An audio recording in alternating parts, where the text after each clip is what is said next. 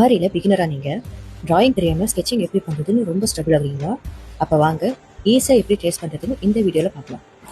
இதுக்கு நமக்கு 2 ஆப் தேவைப்படுது. ஒன்று Pinterest. அந்த ஆப்பை ஓப்பன் பண்ணிட்டு சர்ச் பாரில் உங்களுக்கு என்ன வேணுமோ அதை கொடுக்கணும். ஃபார் எக்ஸாம்பிள், இப்போ உங்களுக்கு பீகாக் டிசைன் வேணும்னா பீகாக் அவுட்லைன் கொடுக்கணும். நான் இங்கே ஃப்ளவர் மோட்டிவ் அவுட்லைன் சொல்லிட்டு கொடுக்குறேன். ஸோ இதில் நீங்கள் ஸ்க்ரால் பண்ணிங்கன்னா உங்களுக்கு நிறைய விதமான டிசைன்ஸ் உங்களுக்கு கிடைக்கும். இதில் உங்களுக்கு எந்த டிசைன் வேணுமோ அந்த டிசைனை நீங்கள் செலக்ட் பண்ணணும். செலக்ட் பண்ணதுக்கப்புறம் கீழே பார்த்தீங்கன்னா உங்களுக்கு 3 டாட் இருக்கும். அந்த 3 டாட்டை கிளிக் பண்ணிங்கன்னா அதில் உங்களுக்கு டவுன்லோட் இமேஜ் கூட ஆப்ஷன் ஷோ ஆகும்.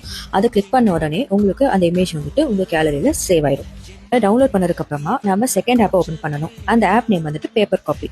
இந்த ஆப்பில் நம்ம டவுன்லோட் பண்ண இமேஜை வந்துட்டு பிக் பண்ணிக்கணும். பிக் பண்ணதுக்கப்புறமா கீழே பார்த்தீங்கன்னா உங்களுக்கு ரொட்டேட், லெஃப்ட், ரைட், ஃப்ளிப் இந்த மாதிரி ஆப்ஷன் எல்லாமே இருக்கும். ஸோ இதை நீங்கள் யூஸ் பண்ணி உங்களுக்கு இமேஜ் எந்த டைரக்ஷனில் வேணுங்கிறத நீங்கள் ஃபிக்ஸ் பண்ணிக்கலாம். அண்ட் தென் உங்களால் மேக்ஸிமைஸ், மினிமைஸ் பண்ண முடியும். ஸோ உங்களுக்கு எந்த சைஸில் வேணுமோ அதையும் நீங்கள் அட்ஜஸ்ட் பண்ணி வச்சுக்கிட்டு அதுக்கப்புறம் மேலே வந்துட்டு டாப் ரைட் கார்னரில் உங்களுக்கு லாக் ஆப்ஷன் இருக்கும். அந்த லாக் பட்டனை நீங்கள் கிளிக் பண்ணீங்கன்னா உங்கள் இமேஜ் வந்துட்டு அதுக்கப்புறம் எங்கேயுமே மூவ் ஆகாது. நீங்கள் எப்படி வச்சிருக்கீங்களோ அதே மாதிரி தான் இருக்கும்.